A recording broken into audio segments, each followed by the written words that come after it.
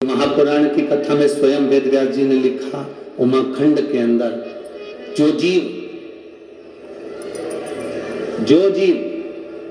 भगवान की कथा को श्रवण करने के लिए शिव महापुराण के पंडाल में पहुंचता है और हृदय से कथा का रस स्वादन करता है, जिस कामना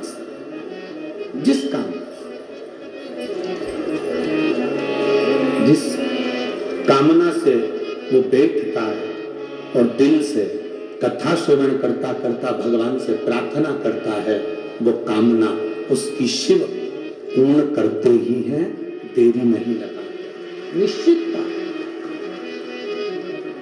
अब आप लोग किस कामना से बैठे हैं? कोई पानी का पाउच लेकर आ गया उसकी कामना से? अरे बोलो तो जम के। कोई पानी की बोतल लेकर आ गया उसकी कामना से? 2 रुपए के पानी के पाउच के लिए, 5 रुपए की बोतल के लिए, 1 बिस्कुट के पैकेट के लिए आप भगवान से क्या कामना कर रहे हैं कि हमको ये व्यक्ति वो देगा? ना, हम तो पानी बांटने वालों से भी निवेदन करेंगे कि जो धूप में बैठे हुए हैं, छांव में नहीं बैठ पाए, जगह जिनको नहीं मिल पाई, आप उनके पास जाकर पानी का पाउच दीजिए, आप उनको पानी की बोतल दीजिए। जो धूप में बैठे हैं, जिनको छाया नहीं मिल पा रही हो इतनी भीड़ में, आप उनके पास पहुंचिए। और हमने पहले भी कथाओं में कहा है, अपने साथ में लेकर चलने वाली सामग्री में 2 बोतल पानी, बोलते कि नहीं बोलते? जम के बोलो जरा। 2 पानी की बोतल, 1 बिछाने का दरी, 1 जम के बोलो जरा छाता, कि मान लो कहीं टेंट लगा नहीं मिले और धूप बहुत तेज है, तो अपने छाते में अपन किसी को ये 15 बाई 15 का टेंट लगाकर 200-500 रुपए की हम पंडाल लगाकर किसी को कथा नहीं सुना सकते, तो कम से कम अपने छाते में 2 लोगों को बिठाकर कथा सुना सकते हैं। हम बड़ा भंडारा नहीं कर सकते तो अपने पानी की बोतल में से थोड़ा सा पानी किसी को पिला सकते हैं। अपनी व्यवस्था खुद लेकर चलो। हम थोड़ी सी आस किसी से ना लगाएं, क्योंकि हम भगवान शिव की कथा सुनने बैठे, हम उससे आस लगाकर बैठे। हम जितनी देर कथा में बैठे उतनी देर हमें उस परमात्मा से आस लगाकर बैठना। शिव महापुराण की कथा तो यहां तक कहती है कि मंदिर में भी जाओ, शंकर के मंदिर में भी दर्शन करने जाओ भगवान शिव के, और तुम्हारे पास में पर्स नहीं है, तुम्हारी जेब में पैसा नहीं है, तो पड़ोसन से मांग कर चढ़ाना मत। आरती में भी 1 रुपया पड़ोसन से मांग कर मत चढ़ाओ। भगवान के सामने भी 5 रुपया 10 रुपया पड़ोसन से मांग कर मत चढ़ाओ। भगवान को बड़ा बुरा लगता है जैसे सास तुम्हारे साथ में है और तुम पड़ोस की काकी से कहो, काकी मुझे 200 रुपए दे दो, और सास से नहीं मांगो तो सास को बुरा लगता है। उसी तरह भगवान के मंदिर में, भगवान के सामने तुम पड़ोसन से मांग कर आरती में पैसा चढ़ाओ या भगवान के सामने पैसा चढ़ाओ, भगवान ये नहीं चाहता। भगवान कहता है तेरा पिता मंदिर के अंदर बैठा है, तू एक बार मुझसे कहता तो मैं तुझे देता, तू मुझसे तो बोलता, तू मुझसे कह नहीं रहा, कोई आस मुझसे लगा ही नहीं। तू बोल बम का नारा है सारी समस्या का हल, तू मुझसे तो आस लगा। हम दुनिया से आस लगा कर बैठे, और जिस दिन हमने परमात्मा से आस लगाई उस दिन हमारी जिंदगी की सार्थकता सिद्ध हो।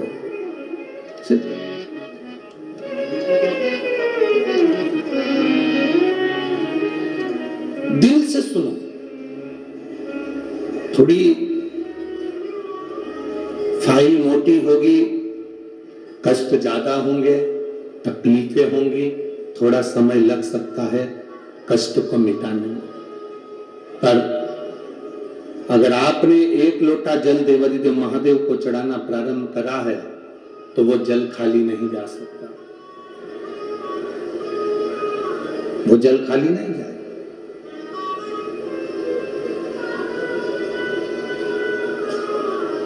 थोड़ा तकलीफ आ सकती है, एक सिद्धता का भाव अपने भीतर प्रकट करो, जैसे देवराज नाम का ब्राह्मण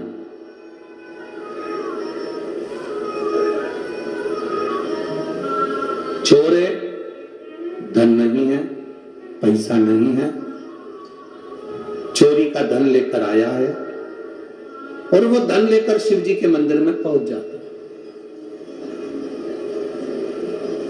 इसको भी नहीं मालूम कि मेरी माता शंकर के मंदिर में एक लोटा जल चढ़ाती रहे।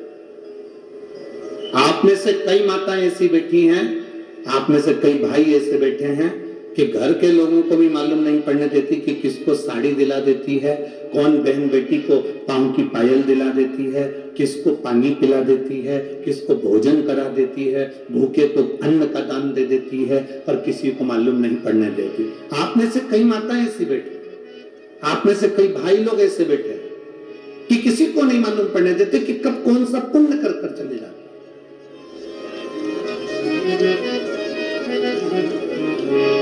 अपने हाथों से अपन सत्कर्म करते चले। कौन देख रहा है हमें उससे मतलब नहीं, कौन हमको देखा उससे मतलब नहीं, कौन हमको पूछा उससे हमें मतलब नहीं, कौन हमको चाहा उससे हमें मतलब नहीं। हमें तो ये मतलब होना चाहिए कि हमें किसी भूखे को भोजन करा दिया, प्यासे को पानी पिला दिया। मूल वही। देवराज को नहीं मालूम था कि मेरी माता शिव जी को एक लोटा जल चढ़ाती है। शायद आप लोगों को भी नहीं मालूम होगा कि शंकर जी पर एक लोटा जल चढ़ाने का फल क्या है। लोग कहते हैं 16 श्राद्ध में, श्राद्ध पक्ष में हम गया जी जाते हैं और भगवान शंकर, हम गया जी में जाकर तर्पण करते हैं, हम गया जी में जाकर पिंडदान करते हैं, हम नासिक में जाकर तिलांजलि देते हैं, तर्पण करते हैं, पिंड देते हैं, हम सरयू जी के तट पर जाकर माता सरयू को पिंड देते हैं, तर्पण करते हैं, हम गंगा जी पर जाकर जल छोड़ते हैं, तर्पण करते हैं, पिंड देते हैं। शिव महापुराण की कथा विद्धेश्वर संहिता के अंतर्गत लिखा गया, जब हम एक लोटा जल भगवान देवादिदेव महादेव को समर्पित करते हैं तो आपने 16 श्राद्ध में अपने पूर्वजों को जल दिया कि नहीं दिया, आपने अपने पितरों को जल दिया कि नहीं दिया, आपने अपने पूर्वजों को पिंडदान किया कि नहीं किया, आपने अपने पूर्वजों को, अपने पितरों को कुछ दिया कि नहीं दिया। 16 श्राद्ध में, श्राद्ध पक्ष में, किसी के मरने के बाद, किसी के जाने के बाद तुमने किसी भूखे को भोजन कराया कि नहीं कराया, पता नहीं। पर इतना शिव महापुराण की कथा कहती है, जब हम एक लोटा जल अपने घर से पानी का भर कर जाते हैं, शंकर जी को समर्पित करते हैं, शिवलिंग पर एक लोटा जल जब हम चढ़ाते हैं, उस समय पर हम अपने पूर्वजों को, अपने पितरों को जल प्रदान कर देते हैं। क्योंकि शंकर पर चढ़े हुए जल का एक अंश हमारे पितरों को, हमारे पूर्वजों को भी मिलता है, जिससे हमारे पितर हमें आशीर्वाद देते हैं और हमारी जिंदगी की एक राह अपने आप प्रशस्त होती है, एक राह प्रशस्त हो जाती है।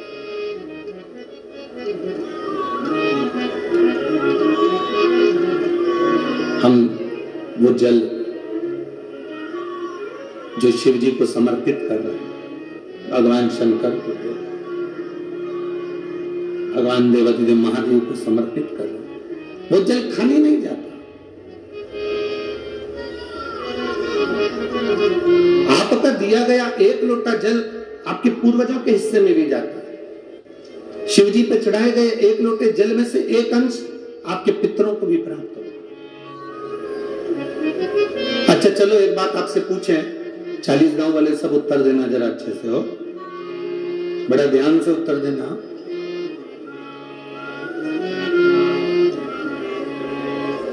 बहुत सावधानी से।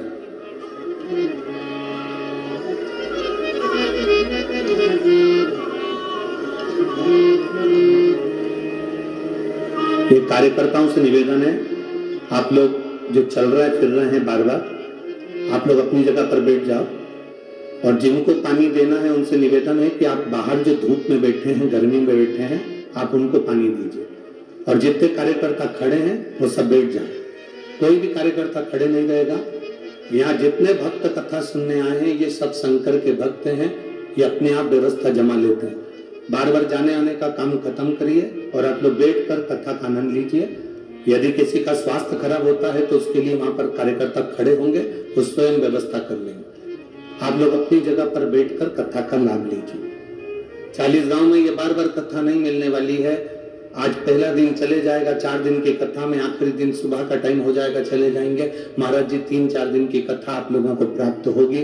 आप क्यों अपना आनंद छोड़कर यहां वहां भटक रहे हो? दिल से सुनो, दिल से।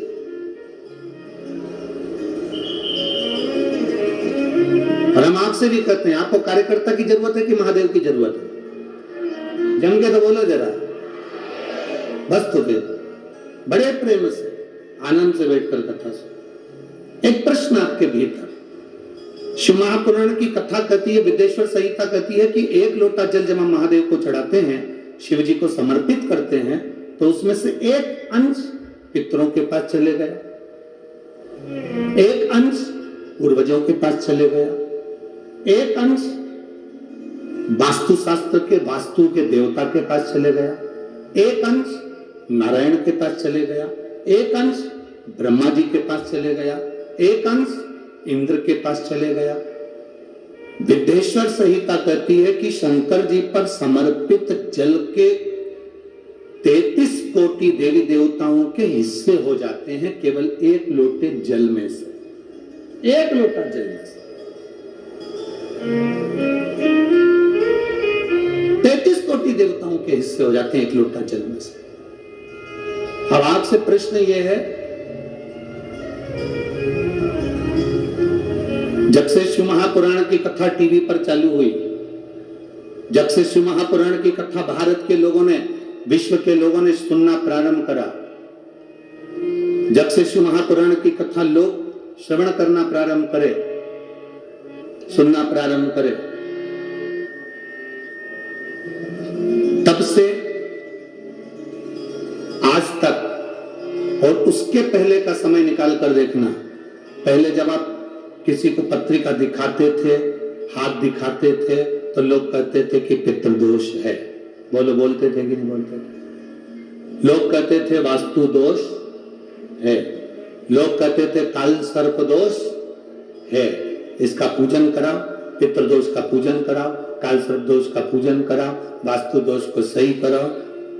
जब से शंकर को तुमने 1 लोटा जल चढ़ाना प्रारंभ करा और दुनिया के लोगों ने शिव को मानना प्रारंभ करा, उसके बाद तुमने बहुत कम मात्रा में सुना होगा कि कोई कहता होगा कि पितृदोष है, कि वास्तु दोष है, कि काल सर्प दोष है, क्योंकि सारी समस्या का हल 1 लोटा जल। जब हम शिव जी को जल चढ़ाते हैं तो हमारा पितृदोष, हमारा वास्तु दोष, हमारा काल सर्प दोष, ये सब अपने आप धीरे धीरे धीरे धीरे समाप्त हो जाता है, अपने आप।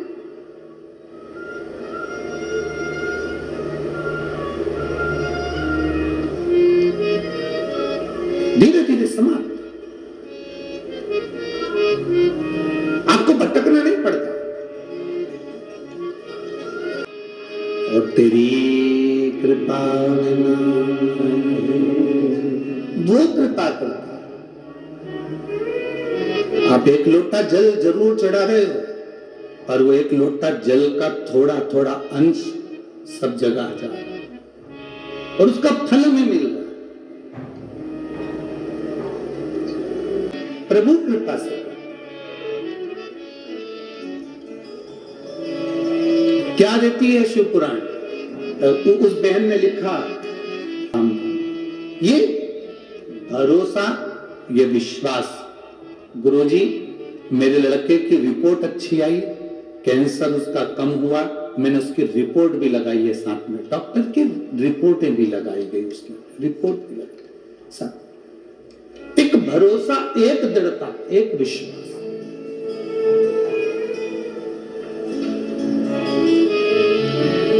और जब तक भरोसा दृढ़ नहीं होता तब तक परमात्मा को मिलन नहीं हो पाता। भगवान का मिलन ही तब होता है जब हमारा विश्वास पक्का होता है, दृढ़ होता है। लोग कहते हैं क्या देता है शिव महापुराण की कथा? हम कहते हैं जो पंडाल में बैठकर दिल से सुन लेते हैं, दिल से उसको अपना मानकर श्रवण करते हैं, वो क्या देगा वो वही जान सकता है। और इतना जरूर है, खाली नहीं छोड़ेगा। खाली नहीं छोड़े। आप उसके भरोसे में कथा का श्रवण कर कर अपनी जिंदगी की सार्थकता को सिद्ध करें। आपका फर्ज है। आप कथा सुनने बैठते हो, दूर दूर से 200-500 रुपए खर्च कर कर आते हो, बहुत सवेरे से धक्के खाकर जगह संभाल कर बैठते हो, और कोई तुम्हारे आसपास में आकर तुम्हारे बार बार इधर घूमे उधर घूमे उधर घूमे उधर घूमे, कहीं ये सामान कहीं वो सामान, तुम्हें उसके पांव पड़ करके देना चाहिए तुम बाहर निकल जाओ, हमें कथा सुनने दो। हम तुम्हारा ये सामान तो बाहर भी खरीद सकते हैं, हम तुमसे बाहर भी मिल सकते हैं, हम तुमसे बाहर भी ले सकते हैं, हमको कथा सुनने दो, हमें कथा सुनना है। हमें तुमसे मतलब है, हमें कथा सुनना है। एक विश्वास को पैदा करिए अपने अंदर, भरोसे की दृढ़ता को बनाइए, और जिस दिन तुम्हारा भरोसा दृढ़ होगा उस दिन तुम्हें अपने आप फल की प्राप्ति हो जाएगी। अपने शिव कथा करो, भगवान शंकर का संवाद करो। 3 चीजें अपने जीवन में आती है, परीक्षा, समीक्षा और प्रतीक्षा। कौन कौन सी 3 चीजें हैं? पहले नंबर पर जम के बोलो जरा, परीक्षा, दूसरे नंबर पर समीक्षा, और तीसरे नंबर पर प्रतीक्षा। ये 3 चीजें हमारे सामने। पहले नंबर पर परीक्षा। परमात्मा की कभी परीक्षा मत लो। हम दुनिया के लोगों को छोड़कर भगवान की परीक्षा लेने में बैठे हैं। आप में से कई लोग ऐसे होंगे जिनके पास में आप शंकर जी को जल चढ़ाने जाते होंगे तो लोग आकर आपके पास में खड़े होकर कहते होंगे, क्या तेरे भगवान में दम हो तो करके बता दे।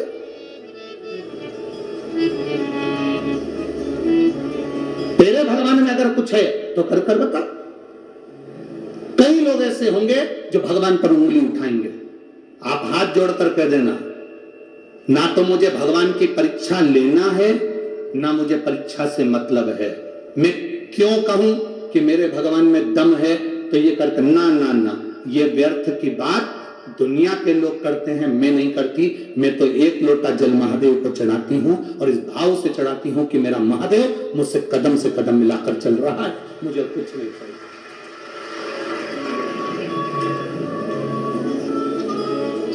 कई लोग मिलेंगे, आप जब शिव जी के मंदिर पर जाना चालू करोगे, शंकर जी को 1 लोटा जल चढ़ाना प्रारंभ करोगे, शंकर जी का गुणगान गाना चालू करोगे, श्री शिवाय नमस्तुभ्यम बोलना चालू करोगे, शंकर के मंदिर में जाकर झाड़ू लगाना प्रारंभ करोगे, सफाई करना प्रारंभ करोगे, तो कई लोग मिलेंगे।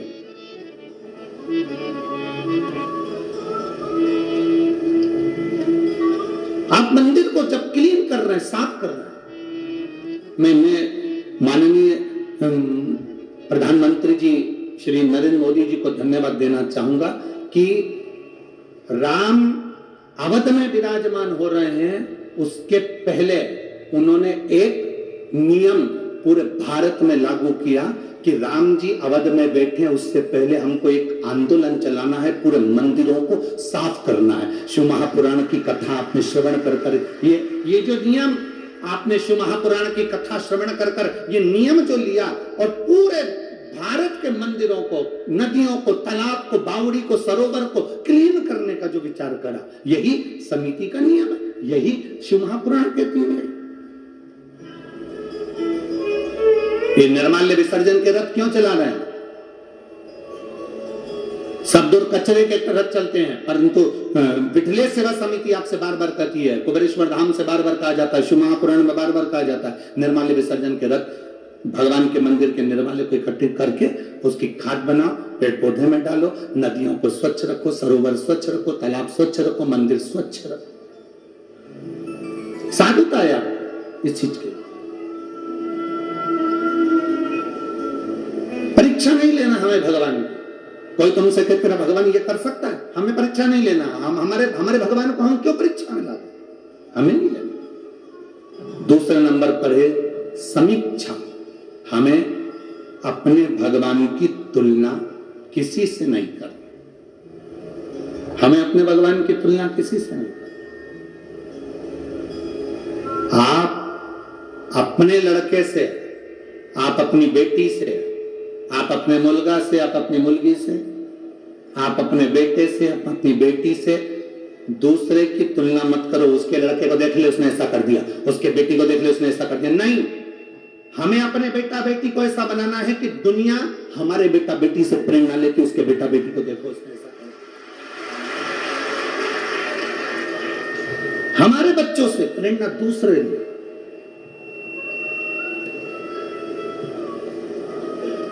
हमें समीक्षा नहीं करना, हमें दो चीजें नहीं करना, तीन चीजें हैं। पहले परीक्षा, दूसरी समीक्षा और तीसरी प्रतीक्षा।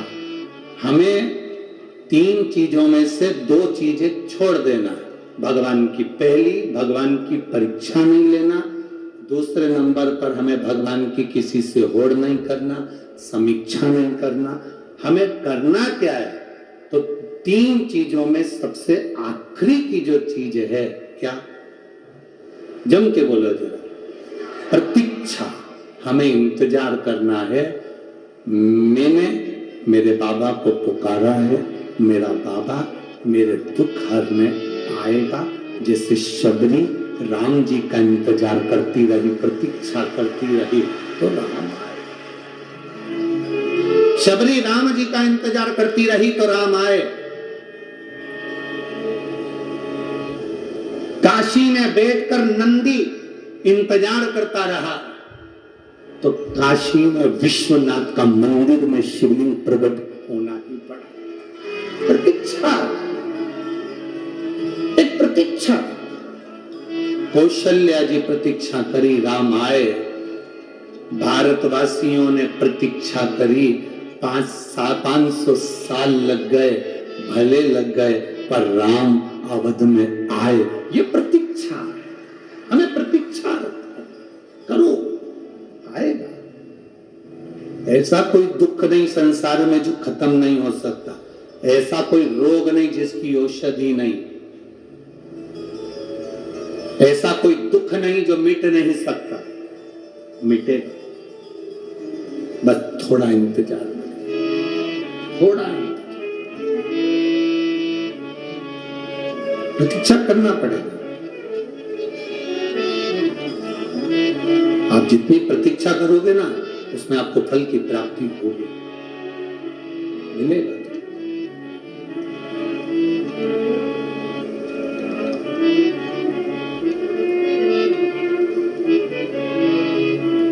मिलेगा, बिना प्रतीक्षा के हो ही नहीं सकता। थोड़ा इंतजार। अरे शबरी बुआरे रास्ता आएंगे राम जी, शबरी बुआरे रास्ता आएंगे राम जी। मेरा भी धन्य जीवन आएंगे शबरी बुआरे रास्ता आएंगे। आप इंतजार करो। मातंग बाबा ने जैसे शबरी जी से कहा था, इंतजार करो, आएंगे।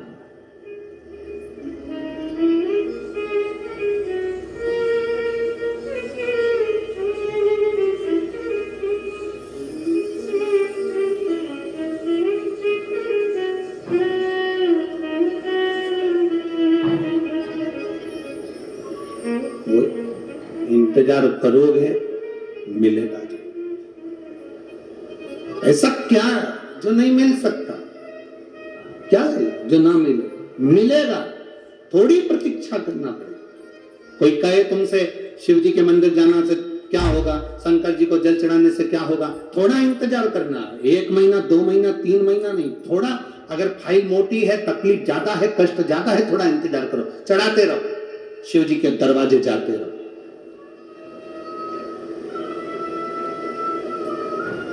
आपसे एक बात पूछें, आपके घर में पत्थर लगा होगा, उस पत्थर पर कोई दाग लग गया, उस दाग को साफ करना है तो एक दिन में साफ नहीं हो रहा, या तुमने बार्निश से कोई पेंटिंग कर दी, बार्निश से पत्थर के ऊपर, वो छूटी नहीं रही, तो तुम क्या करती हो, उसमें थोड़ा सा घासलेट का तेल डालकर, तारपीन का तेल डालकर छुड़ा, नहीं छूटता, सर्फ डालकर छुड़ाती, सर्फ से भी नहीं छूटता, फिर क्या करती हो, कोई नींबू का रस डालकर छुड़ाती, फिर भी नहीं छूटा, फिर कुछ डाला, फिर कहा अब 2-4 दिन के बाद मैं फिर घिसूंगी, फिर 2-4 दिन के बाद फिर घसने बैठी, फिर घसना, फिर नहीं छूटा, फिर 2-4 दिन के बाद घसा, रोज घस रही है, रोज उसे घिस रही है, रोज साफ कर रही है, तो ईमानदारी से बोलो एक दिन वो साफ होगा कि नहीं होगा? अरे बोलो तो जम के, होगा ना। जब तुम रोज घिसोगे तो वो साफ होगा। उसी तरह तुम्हारा दुख बहुत बड़ा है, तुम रोज रोज 1 लोटा जल महादेव को चढ़ाओगे तो वो दुख साफ जरूर होगा। बोल बम का नारा है, इतना धीमा बोलोगे तो कल्याण तुम्हारा है? थोड़ा दमदारी से बोलो, बोल बम का नारा है,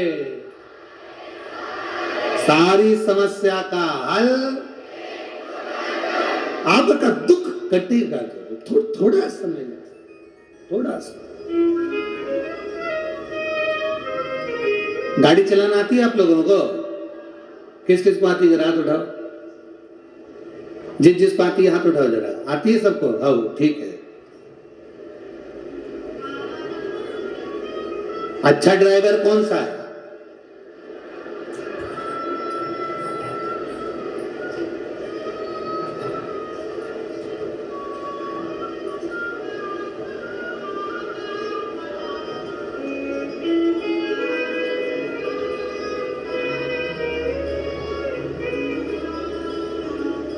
अच्छा ड्राइवर कैसा होता है?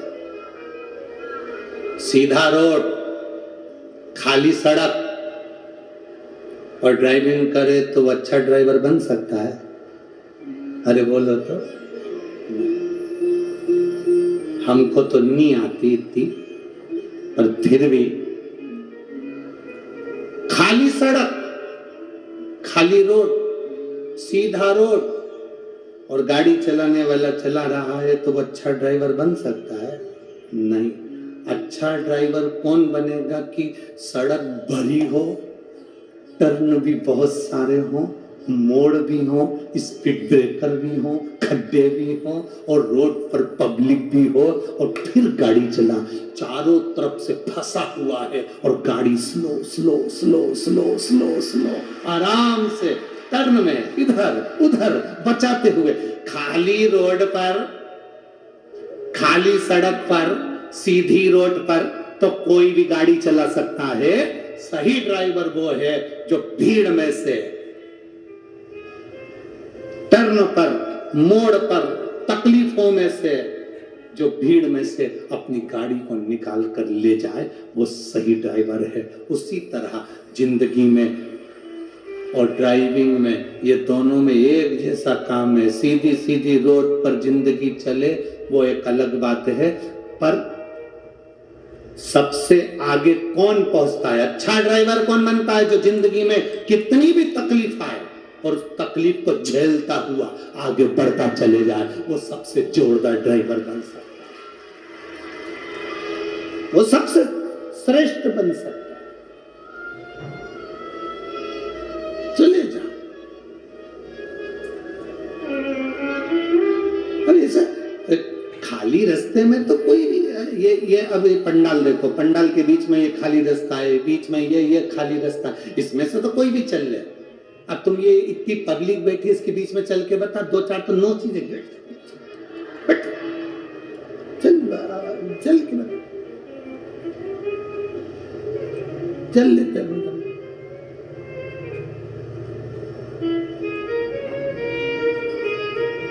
और ये भी एक पत्र, तुम्हारे जलगांव का ये पत्र था पहले, हम जलगांव में उसको पढ़े नहीं थे, परंतु क्योंकि जलगांव में कथा वाचना था तो हम वहां पढ़ दें तो अच्छी बात थोड़ी ना। तो जलगांव का पत्र याद आया तो हम तुम्हें सुना दे। एक माता ने एक छोटा सा पुस्ते के टुकड़े पर पत्र लिख कर भेजा था। उसमें कहा हम जहाँ बैठ के कथा सुन रहे हैं, ये जितनी माताएं बैठी हैं ये हमें नोच देती है।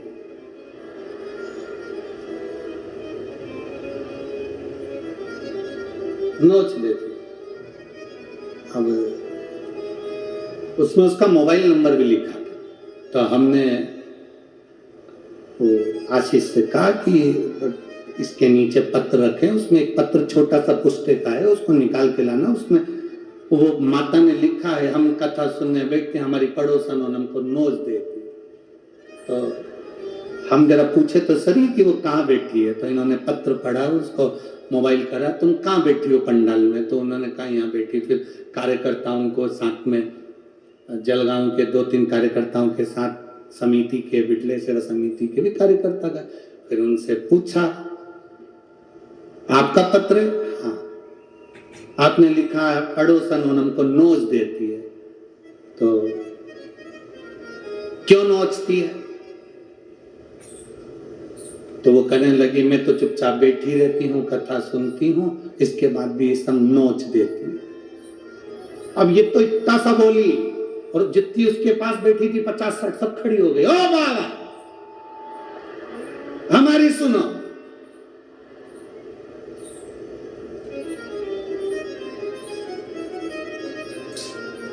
क्या हुआ? इसकी आदत सबसे बुरी है। क्या बुरी है? कथा सवेरे 9 बजे से लेकर यहीं बैठी रहेगी, बैठी रहेगी, बैठी रहेगी, बैठी रहेगी, कुछ नहीं खाएगी। और जैसे ही कथा चालू होगी 2 बजे और ये अपना डब्बा खोल के सब पूरा पसारा फैला के बैठ जाए। और बेचारी बाइयों आए ना, बेचारी बाइयों कथा सुनने एक कोड़ा करे। अब बताओ क्या करें? अब इतनी पब्लिक में मारे कूटे तो नहीं, फिर एक ही काम करें ना, करे सुखा।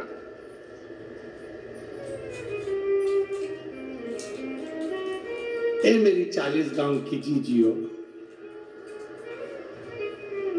तुम मत नोचना हो। अब इतना फैला के बैठे, इतना किसी को नहीं बैठने दो, जो बैठे उससे झगड़ा करे। अरे भाई 3 घंटे की कथा है, दिल से सुनो और अपनी जिंदगी का एक आनंद अपने जीवन में पाओ और बाबा की कृपा दृष्टि लेकर अपने घर को जाओ। यही तो शिव पुराण कहती है, यही शिव पुराण कहती है। शिवाय शिवाय।